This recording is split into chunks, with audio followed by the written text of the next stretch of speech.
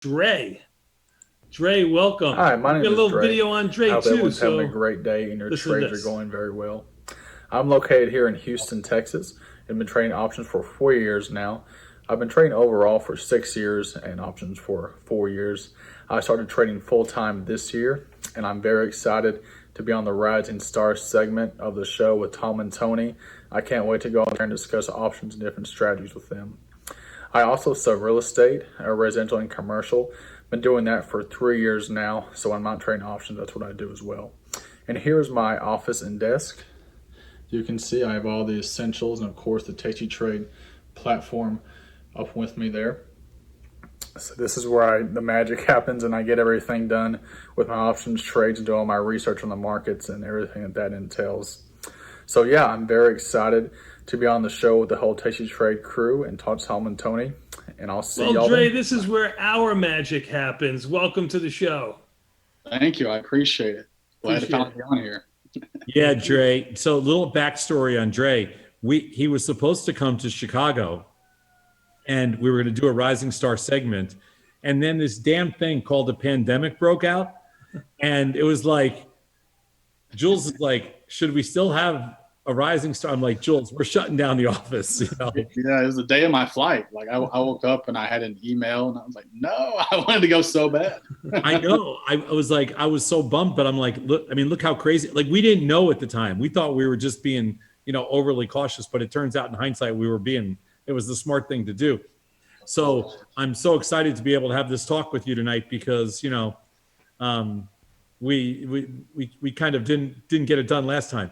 So you grew up in the Dallas Fort Worth area, now live in Houston. We have a huge Tasty Trade following in Houston. 2 bachelor's degrees, got into real estate like you said, and you host a bunch of weekly social networking events.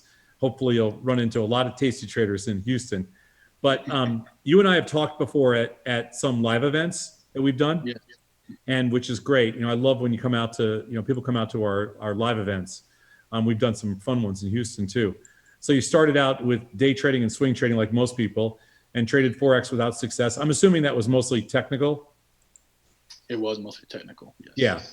And then O'Brien Woods, who's also from Houston, he was a rising star that we had on maybe a couple of years ago. Super nice guy, came to Chicago with his wife. Tony, you remember O'Brien, don't Yeah, you? sure. Yeah. And met him at a bunch of different shows over the years. He was, like I said, a Tasty Trade rising star. It's great that you hooked up with him. And I just love your story. So let's get into it. When you first started, it was probably a little discouraging. Like, you're probably like, this business sucks, you know? Yeah. So I started really trading strictly options last July. So I'm doing it right over a year now. So I had to fight through that crazy bull market end of last year. I got through that, and then yeah, then there's a pandemic, right? 2 months after that. So yeah. Just when you But think you got everything sorted out, it's the pandemic hits. So exactly. so talk to us about, when you kind of re-entered the space and got back in, into trading, and you found Tasty, and you started, from O'Brien to picking up your own style. What did it for you? Like, when did the light bulb go off? Yeah, so I would say because of O'Brien, I really understood the fundamentals and just the terminology and how everything works. But last year, towards the end of last year, and then I'd say this year about May, after what kind of on that big move up, after we had the V-shaped recovery on that big move up, I started consistently selling naked puts and selling put spreads, and I had a lot of success with that. And I'm still having a lot of success with that today. So yeah, just a real rough timeline is probably end of April and May of this year is when it started to connect, and I started to make profits consistently. Do you think you've gotten to the point where this is something now you can do for, like, I mean, you know, where you can, where like you own it?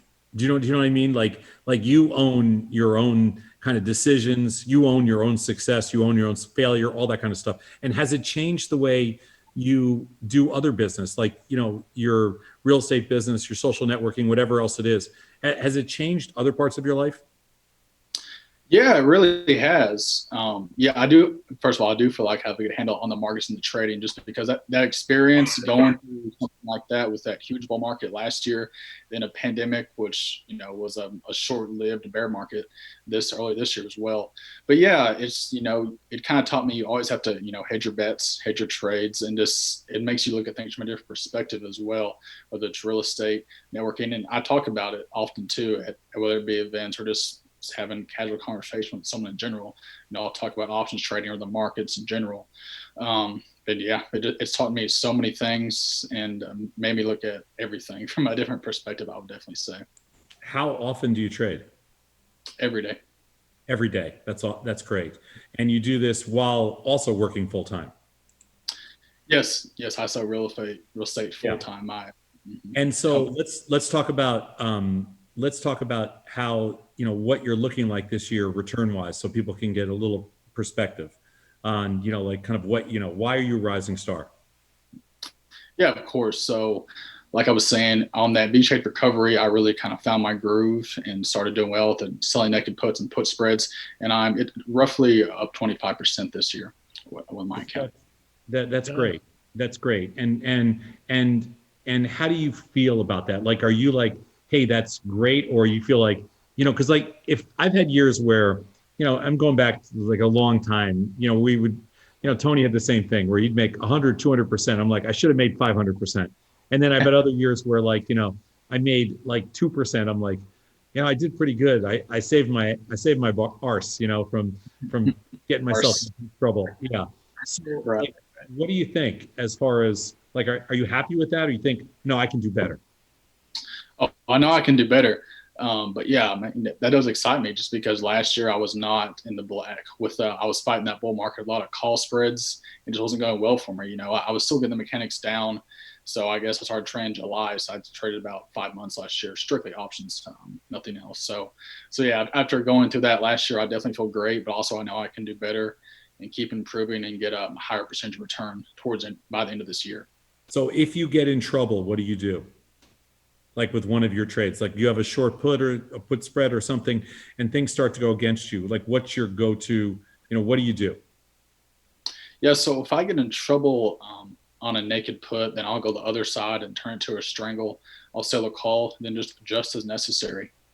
And on a put spread, if I get in trouble on that, then I'll buy put spread as well. And if I need to, I can convert that into a condor and go sell a call spread on the other side if I need to. And then basically just adjust and roll until I'm right. But I also don't leave all my positions onto expiration or any of my positions onto expiration. I like to take them off at about 50% profit, and my trades are put on in 45 days out around that time frame to expiration. So I usually, or pretty much, I'm always able to adjust and do things accordingly to all still profit on the trade, and if not, break even. There's only a handful of people in the whole world that could have just articulated that the way you did, just so you know.